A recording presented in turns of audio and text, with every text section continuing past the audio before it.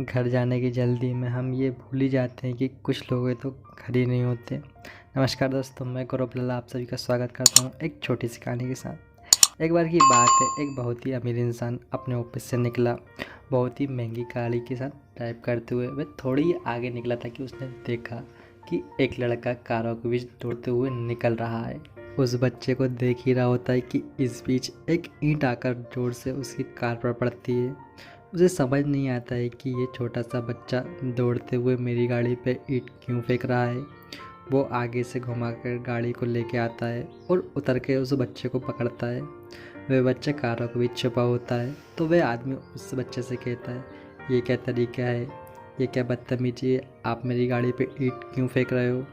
वो बच्चा बहुत ही विनम्रता से कहता है, सर मुझे मालूम है आपको बहुत गुस्सा आ रहा है, आप मुझे पीटना चाहते हैं, मारना चाहते हैं, लेकिन मैं क्या करूं, मेरी कोई आवाज़ ही नहीं सुन रहा है, तो मुझे इसलिए आपकी गाड़ी पर ईंट फेंक के मारनी पड़ी। मैं इतनी देर से हेल्प हेल्प चिल्ला रहा हूँ लेकिन कोई मेरी बात ही नहीं सुन रहा है। बहुत देर से मैं मदद मांग रहा हूँ पर कोई मेरी तरफ ध्यान ही नहीं दे रहा है। तो वह व्यक्ति बोला, बात क्या हुई। तो उस छोटे से बच्चे ने कहा, सर अब से थोड़ी देर पहले मेरे भाई को एक बाइक वाला टक्कर मार कर चला गया है। उसका बहुत खून बह रहा है। वो इतना भारी है कि मैं उसे उठाकर सड़क पर भी नहीं ला पा रहा हूँ। मैंने जैसे तैसे उसे साइड किया। मैं उसको दिखा नहीं पा रहा हूँ, बता नहीं पा रहा हूँ कि इसकी मदद कीजिए, मेरी मदद कीजिए। कोई मेरी बात ही नहीं सुन रहा है, इसलिए मुझे ईंट फेंक कर आपकी गाड़ी पर मारनी पड़ी।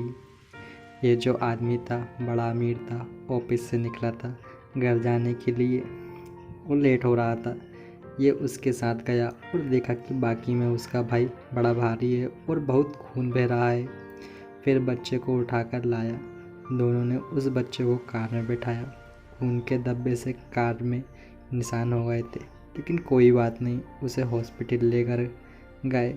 हॉस्पिटल के इमरजेंसी वार्ड में भर्ती करवाया और जब डॉक्टर ने कहा हाँ अब ये बच्चा खतरे से बाहर है, तो ये भाई साहब जो ऑफिस से निकले थे अब हॉस्पिटल से निकले बहुत कम स्पीड से और समझ नहीं पा रहे थे कि ये मेरे साथ क्या हुआ।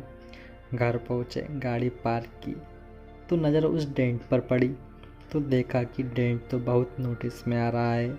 बहुत बड़ा डेंट हुआ था क्योंकि ईंट पड़ी थी, लेकिन इन्होंने सोचा कि अब मैं इसे रिपेयर नहीं करवाऊँगा क्योंकि यह डेंट मुझे बार बार ज़िंदगी में बताता रहेगा कि इतना भी कठोर मत हो जाओ कि ज़िंदगी को ईंट फेंक कर याद दिलाना पड़ेगी कि कोई आपकी मदद के लिए इंतज़ार कर रहा है। ज़िंदगी आपसे कहना चाहती है लेकिन हम कई बार नोटिस नहीं करते, फिर ज़िंदगी वो ईंट बनकर हमारे सामने आती है। दोस्तों, आप सभी को ये कहानी कैसी लगी आप अपने हमें कमेंट में ज़रूर बताएं और इस चैनल को सब्सक्राइब ज़रूर करें।